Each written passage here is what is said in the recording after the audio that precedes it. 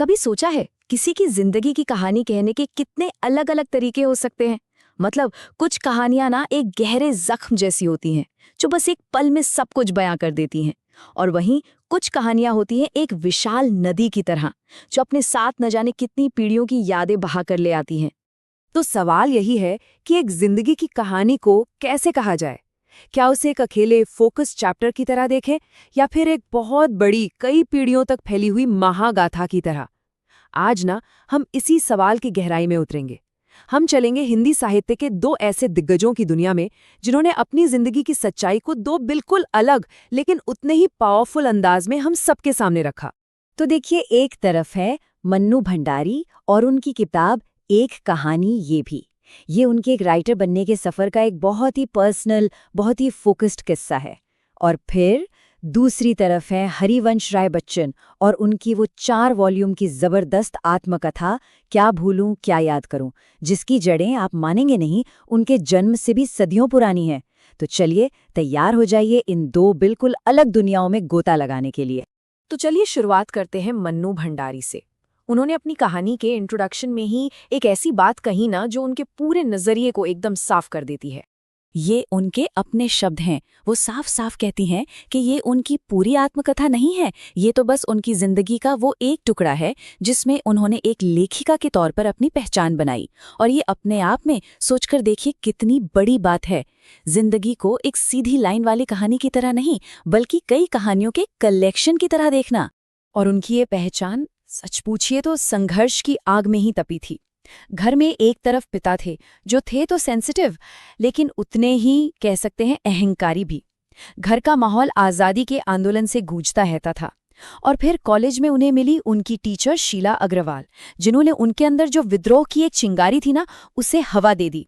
इन सब चीज़ों ने मिलकर उन्हें अपनी एक अलग पहचान बनाने के लिए एक तरह से मजबूर कर दिया।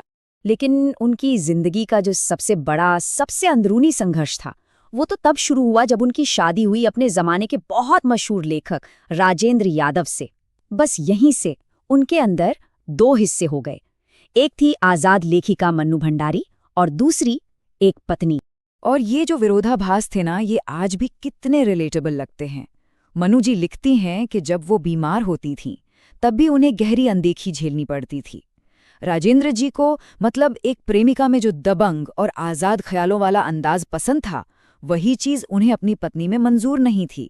जरा सोचिए, ये एक ऐसा टकराव था जिसे मन्नू जी ने अपनी बेटी के लिए सालों तक जिया। और जानते हैं, यही संघर्ष उनकी कहानियों की जान बन गया, जो आज भी न जाने कितनी औरतों की अपनी पहचान की लड़ाई को आवाज देता है। और उनकी हिम्मत सिर्फ पर्सनल लेवल पर नहीं थी, बल्कि पॉलिटिकल भी थी। जब इमरजेंसी का वो काला दौर चल रहा था और सरकार ने उन्हें पद्मश्री देना चाहा, तो पता है उन्होंने क्या किया? उन्होंने फ्रीडम ऑफ एक्सप्रेशन के हक में खड़े होकर उसे लौटा दिया। ये दिखाता है कि वो अपने उसूलों की कितनी पक्की थीं। तो चलिए, अब मन्नू भंडारी की उस पर्सनल और फोकस्ड दुनिया से निकलकर हम चलते हैं हरिवंश राय बच्चन की एक बिल्कुल अलग, विशाल, मतलब एक एपिक दुनिया में। इनकी कहानी सिर्फ एक इंसान की नहीं है, बल्कि एक पूरे खानदान की, एक पूरे वंश की यादों का खजाना है। बच्चन साहब अपनी आत्मकथा की शुरुआत ही एक बड़े गहरे सवाल से करते हैं।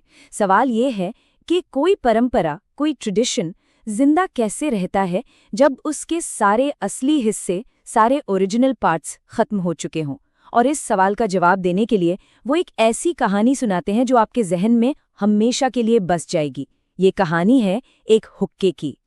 तो किस्सा कुछ ऐसा है कि उनके किसी पुरखे को बादशाह अकबर ने तोहफे में एक हुक्का दिया था। अब वो हुक्का पीढ़ी दर पीढ़ी परिवार में रहा।